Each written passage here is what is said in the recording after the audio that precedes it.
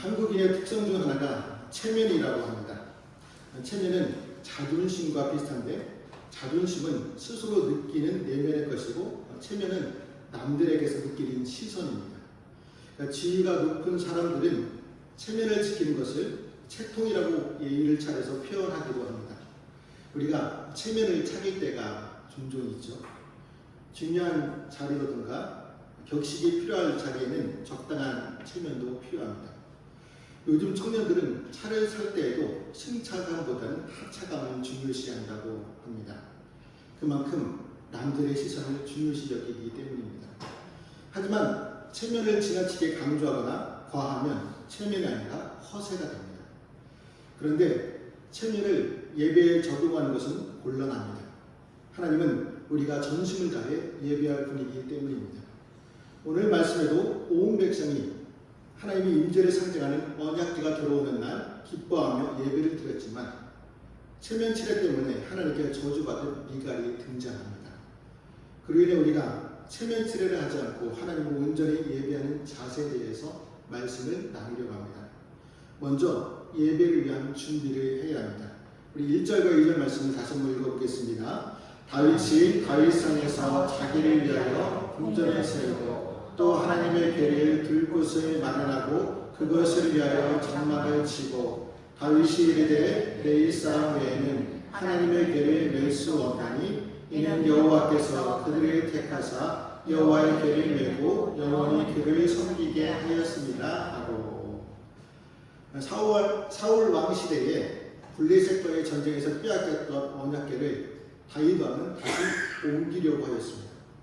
그런데 하나님의 임재를 상징하는 언약궤를 예루살렘으로 옮겨오는 과정에서 하나님의 말씀대로 하지 않아 실패하게 됩니다.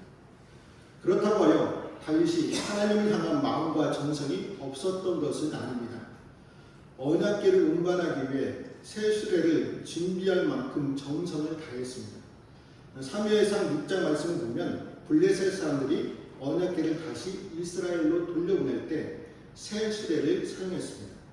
다윗도 블레셋 사람들처럼 새 수레를 사용하면 되겠구나 생각하여 자신이 할 수 있는 대로 최선을 다해서 정성껏 언약궤를 옮기려고 했습니다. 하지만 아무리 정성이 많이 들어간 일이라도 하나님의 말씀에 기초하지 않는다면 문제가 발생하게 되죠. 하나님은 다윗이 세상 방식이 아닌 율법에 근거하여 하나님 나라 사역을 하기 원하셨습니다. 그래서 다윗은 이번에는 하나님의 말씀대로 철저하게 준비하여 하나님께 합당한 예배를 드리기를 원했습니다.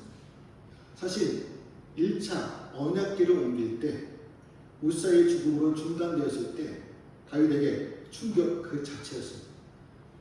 그러니까 자신의 진실한 마음을 외면한 하나님에 대한 원망의 마음도 있었을 것이고 또 자신은 언약궤를 감당할 수 없다는 자포자기의 마음도 있었습니다. 그러나 다윗은 거기서 멈추지 않았습니다. 다윗은 왕궁으로 돌아와 자신의 마음을 가다듬고 자신을 돌아보았습니다. 그러니까 시작부터 모든 것을 되짚어보면서 무엇이 언약궤 운반의 실패를 몰고 가게 했는지 무엇이 하나님을 진노케 하였는지 돌아보았습니다.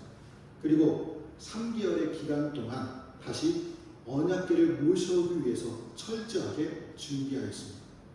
이렇게 다윗은 한 번의 실패로 인하여 자살하지 않았습니다. 자기의 실패를 반성하고 그것을 통하여 길을 찾아 새롭게 시작하였습니다.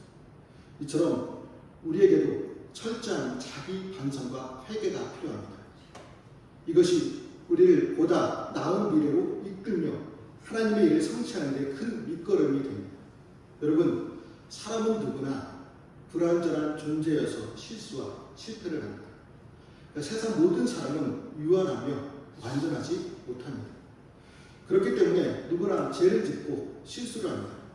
그래서 좌절할 수 있고 자괴감에 빠질 수 있습니다. 하나님이 주시는 징계는 우리를 자절케 하고 낙심케 하기 위한 것이 아닙니다. 우리로 하여금 자신을 돌아보며 고충하고 고쳐서 하나님께로 돌이키게 하기 위한 또 다른 사랑의 표현입니다. 우리가 실패와 하나님의 징계 앞에서 자기를 돌아보고 반성하고 회개한다면 우리는 보다 발전적이고 성공적인 삶을 살 수 있습니다. 이것은 우리 인생뿐만 아니라 하나님께 예배를 드릴 때도 마찬가지입니다. 그렇다면 우리는 하나님이 중심이 되는 예배와 삶을 위해서 어떠한 준비를 해야 할까요? 하나님께서 언약궤가 다윗성에 들어올 때만 다윗과 이스라엘 백성들의 예배를 받아주셨을까요? 아닙니다. 하나님의 말씀대로 순종하는 다윗의 변화 과정 전체를 예배로 여기시고 기쁘게 받아주셨습니다. 다윗은 먼저 언약궤를 모실 장막을 다윗성에 준비하였고 언약궤를 메는 레위는 물론 제사장들까지 다 불러서 몸을 정결하게 하도록 명령하였습니다. 몸을 정결하게 하는 것은 물로 깨끗이 씻고 마음까지도 깨끗하게 하는 것을 말합니다. 특별히 언약궤는 레위 지파 중에서 고앗 자손들만 맬 수 있었습니다. 하나님께서 고앗 자손만 언약궤를 맬 수 있도록 율법에 규정하셨기 때문입니다. 출애굽한 이스라엘 백성들이 시내산에서 처음 하나님의 임재를 경험할 때 다윗은 말씀에 순종하는 모든 백성이 몸을 정결하게 한 다음 하나님의 임재를 맡게 했습니다. 아무리 선한 목표를 하더라도 그 과정이 잘못되었다면 즉시 중지하고 처음부터 다시 바르게 시작해야 합니다. 우리도 하나님의 말씀대로 예배를 잘 드리고 있는지 돌아보아야 합니다. 대부분 주일 예배만 잘 드리면 하나님께서 받아주신다고 생각합니다. 아니죠. 주일 예배를 드리고 한 주간 말씀대로 삶의 예배를 드려야 합니다. 한 주간의 삶이 성도의 예배자가 아닌 불신자처럼 살았다면 하나님은 우리의 예배를 받지 않으십니다. 하나님께서 우리에게 원하시는 예배자의 모습이 있습니다. 그것이 무엇일까요? 미가서 6장 8절 말씀을 같이 읽어보겠습니다. 사람아, 주께서 선한 것이 무엇임을 내게 보이셨나니 여호와께서 내게 구하시는 것은 오직 정의를 행하며 인자를 사랑하며 겸손하게 내 하나님과 함께 행하는 것이 아니냐. 하나님은 우리에게 정의를 행하며 인자를 사랑하며 겸손하게 하나님과 동행하는 것을 원하십니다. 이것이 하나님께서 우리에게 원하시는 예배자의 모습입니다.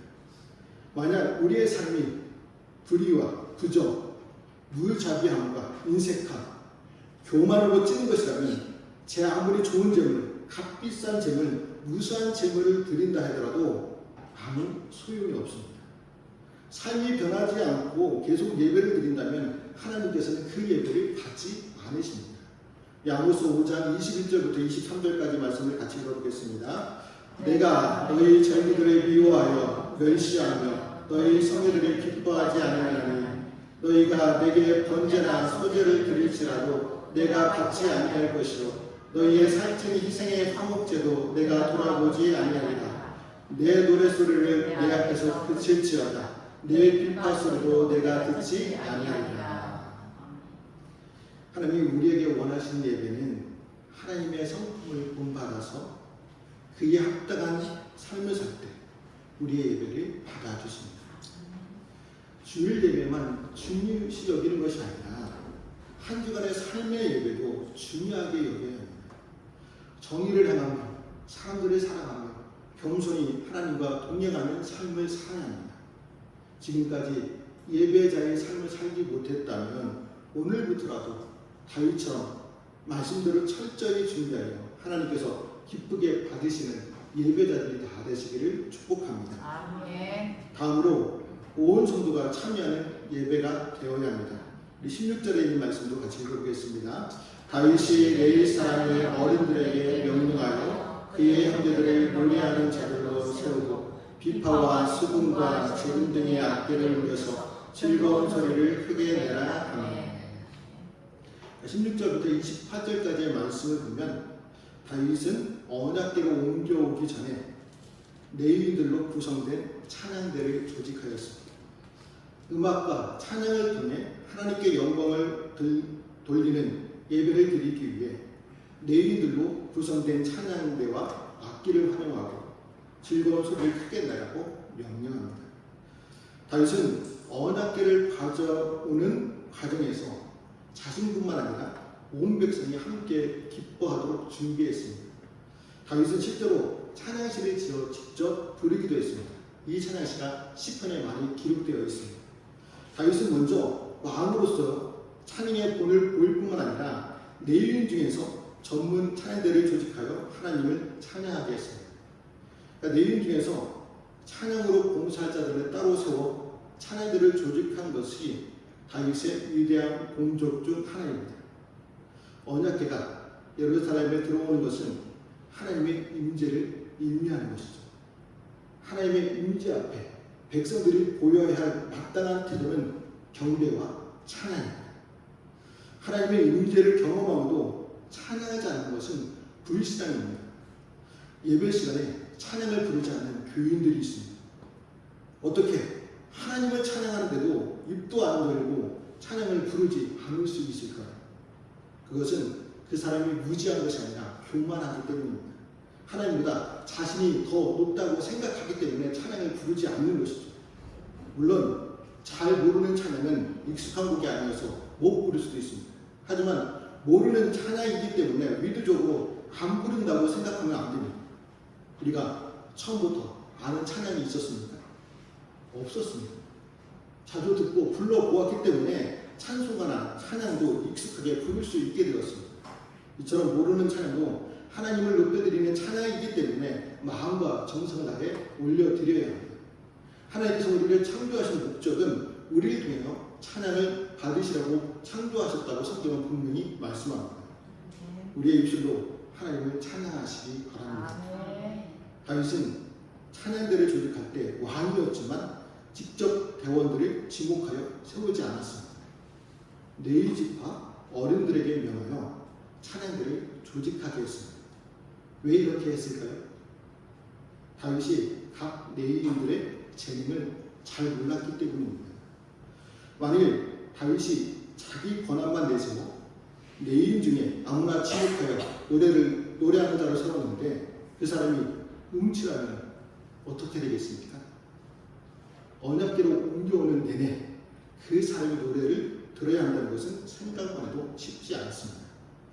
저도 찬양을 부르며 인도를 하지만 목소리가 좋은 편은 아닙니다. 그래서 우리 성도님들에게 항상 죄송한 마음으로 찬양을 부르고 있습니다.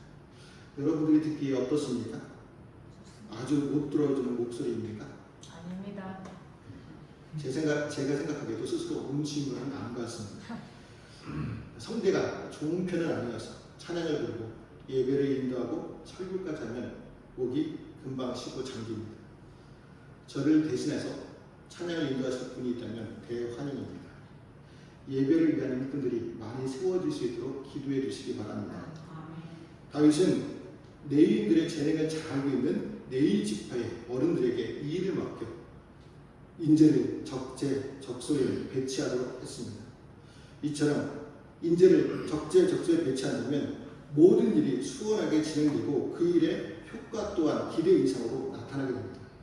만일 교회에서 운전의 숙련가가 운전의 임무를 맡기고 아이들을 잘 다루는 사람에게 교회학교 교사의 임무를 맡기고 재능대로 봉사의 임무를 맡긴다면 우리 교회는 윤활유를 칠한 기계처럼 모든 일이 무리 없이 잘 진행되게 됩니다.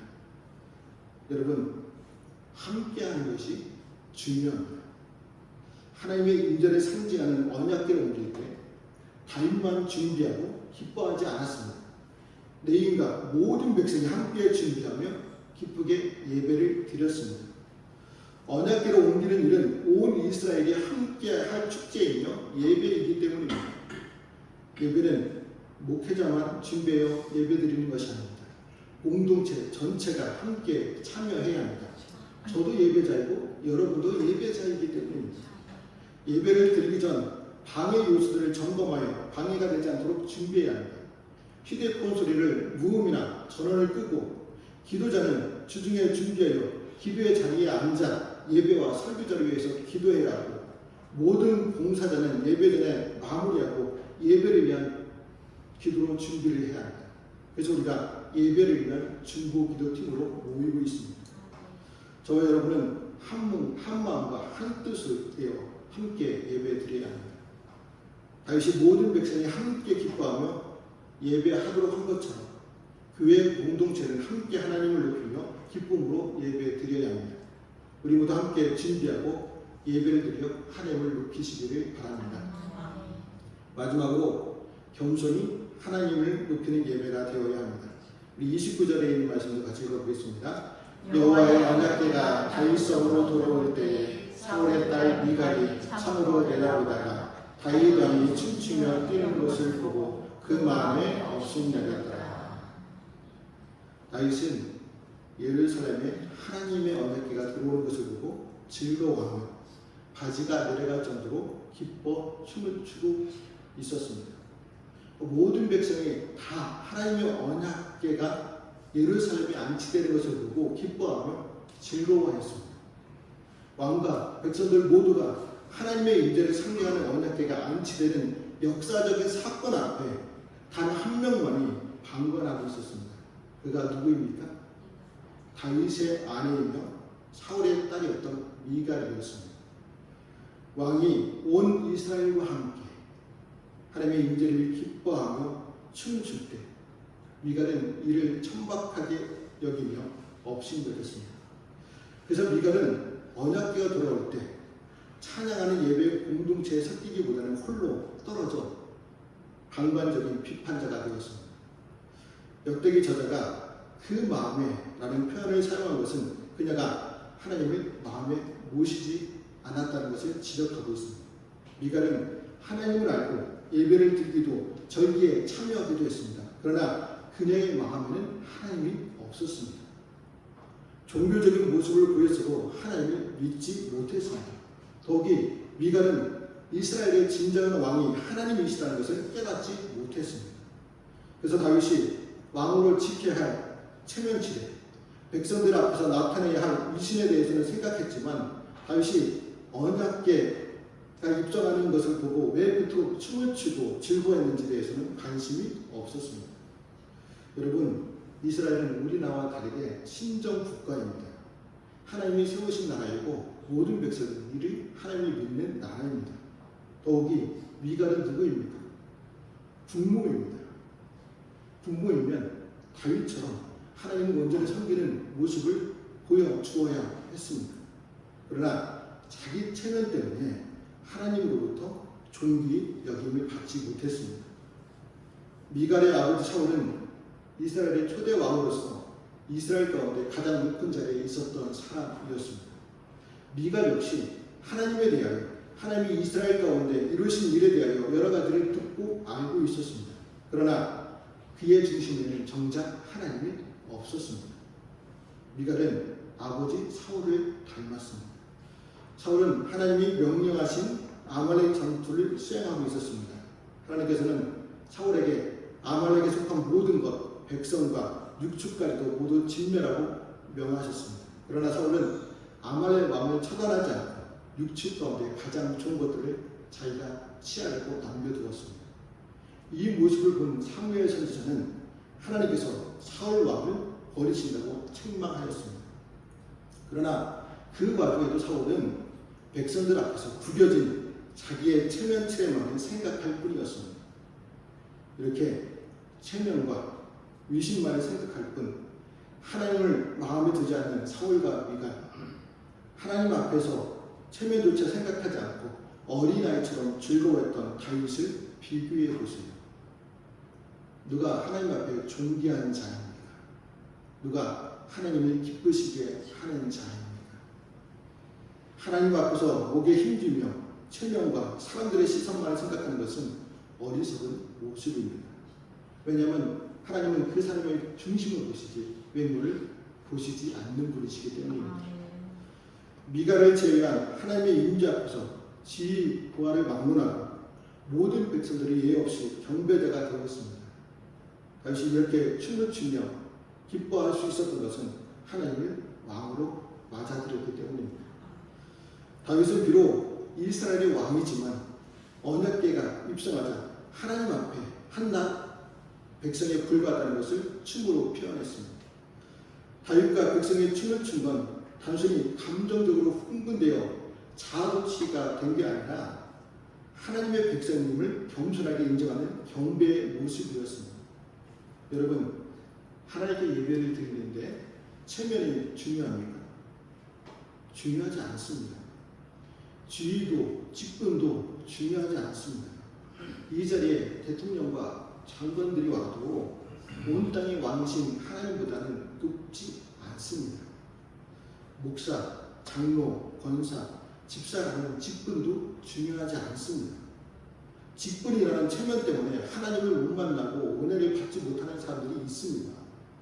어떤 분들은 은퇴했는데도 불구하고 자기 직분을 자랑스럽게 여기며 자랑하는 사람들도 있습니다. 은퇴했으면 직분 없는 교인입니다. 모두 동일한 거룩한 성도가 됩니다. 성도라고 하면 교회에서 낮은 직분으로 생각하는데 성도는 낮은 직분이 아닙니다. 진실한 그리스도인이 바로 성도입니다. 제가 목사이지만 은퇴하면 성도는 될 수 있지만 교인은 될 수 없습니다. 왜냐하면 은퇴하면 교회를 떠나야 하기 때문입니다. 그래서 저보다 여러분들이 더 나은 형편에 있습니다. 일평생 직분으로 수고했기 때문에 예부 차원에서 목사님, 장로님, 권사님, 집사님으로 불러드리는 것이죠. 은퇴했음에도 불구하고 아직까지 그래도 내가 목사인데, 장로인데, 권사인데, 집사인데 라고 하면서 자기 의심과 체면을 내세우면 안 됩니다. 우리 모두는 하나님 앞에서 겸손한 성도가 되어야 합니다. 그래야지만 하나님을 만나고 은혜를 받을 수 있습니다. 제일 불쌍한 교인이 어떤 교인인지 아십니까? 예배에 참석했는데 하나님을 못 만나고 은혜를 못 받는 교인이 제일 불쌍한 교인입니다.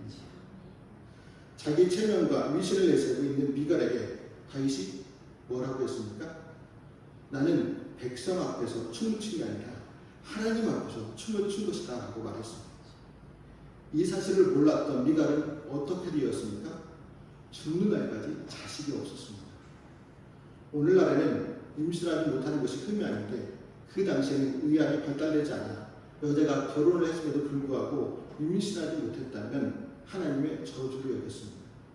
이처럼 하나님의 임재 앞에서 교만을 떠는 자는 가장 낮은 곳으로 추락할 수밖에 없습니다.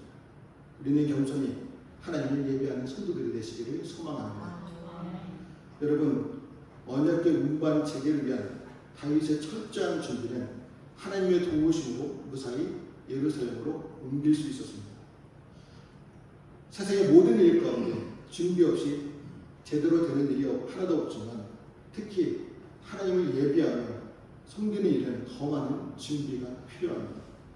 오늘 말씀처럼 말씀에 순종하여 예배를 준비하고 온 성도들이 함께 예배를 참여하며 겸손히 하나님께 예배를 드려야 합니다.